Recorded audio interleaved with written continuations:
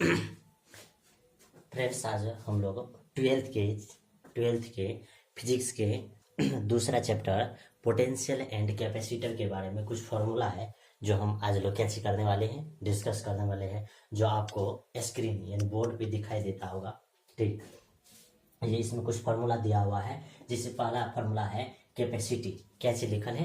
Capacity यानी capacitance का जब कैपेसिटी पूछा जाता है तो ये होता है सी इक्वल टू होता है क्यू बाई कैच होता है बी। जहाँ क्यू चार्ज है और बी क्या चीज है? पोटेंशियल है। तो ये हो जाता है सी बराबर क्यू बाई बी हो जाता है। आगे जो है कैपेसिटेंस ऑफ स्फेरिकल, क्या चीज? स्फेरिकल कंडक्टर, यानी कि स्फेरिकल कंडक्टर का जब कैपेसिटेंस निकालते हैं तो वह हो जाता है सी बराबर 4 पाई एप्सिलॉन नॉट। सी बराबर क्या हो जाता है? 4 पाई एप्सिलॉन नॉट हो जाता है, ये हो जाता है।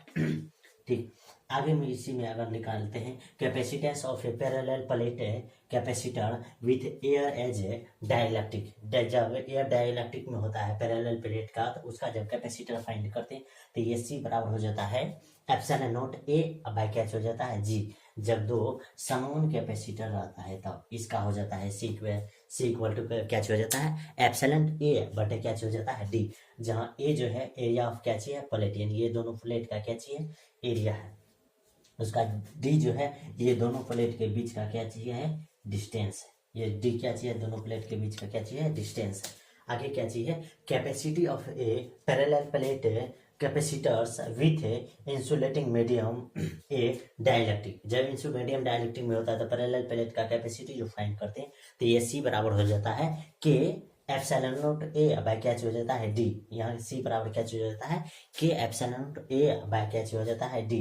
के जो है डाइलेक्ट्रिक कांस्टेंट है और ए जो है एरिया है, सी एप्सिलॉन नॉट है, के जो है डाइलेक्ट्रिक कांस्टेंट है। अब फिर यहाँ अब सीरीज में इसी तरह जब अपने लोग पढ़ते हैं ये रेजिस्टेंस पढ़ते हैं तो रेजिस्टेंस पैरेलल में होता है और किस में होता है? सीरीज में होता है। कैपेसिटर जो है इसका जस्ट अपोजिट होता है। तो यहाँ सीरीज में जब कॉम्बिनेशन ऑफ कैपेसिटेंस फाइंड करते हैं ये सीरीज में होता है तो ये क्या हो जाता है 1/1 सी। एस का मतलब होता है सीरीज में, तो 1/सी एस इक्वल टू हो जाता है 1/C1 plus 1/C2 plus 1/C3। 3 गो है तो 3 गो के लिए बहुत ज्यादा रहेगा, n गो रहेगा तो n तक के लिए ये डॉट डॉट डॉट डॉट करके क्या कर सकते हैं अपने लोग लिख सकते हैं। इसी को जब सब सी जो होता है कैपेसिटेंस जब इक्वल हो जाता है तो यही हो जाता है 1/C S equal to N by क्या हो जाता है सी। यही को अगर सीधा लिखते तो ये सी एस इक्वल टू हो जाता है सी बाई क्या एन।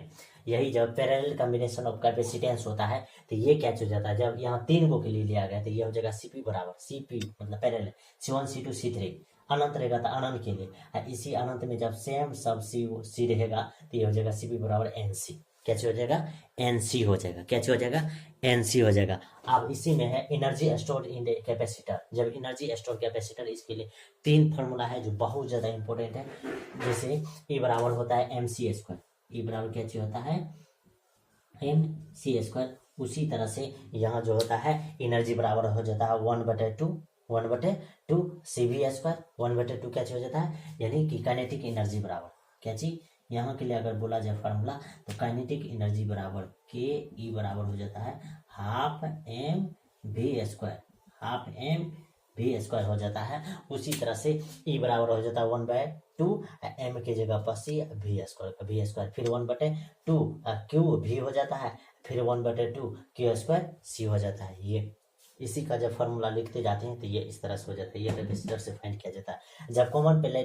जब कॉमन पोटेंशियल फाइंड करते हैं तो ये हो जाता है V equal to C1 V1 plus C2 V2 बटे हो जाता है C1 प्लस C2। जब इसी में 3 गो के लिए हो जाएगा तो 3 गो के लिए भी लिख देंगे। कैसे होगा? C1 V1 plus C2 V2 plus C3 V3, नीचे में क्या हो जाएगा C1 plus C2 plus C3। इस तरह से फाइंड करते हैं।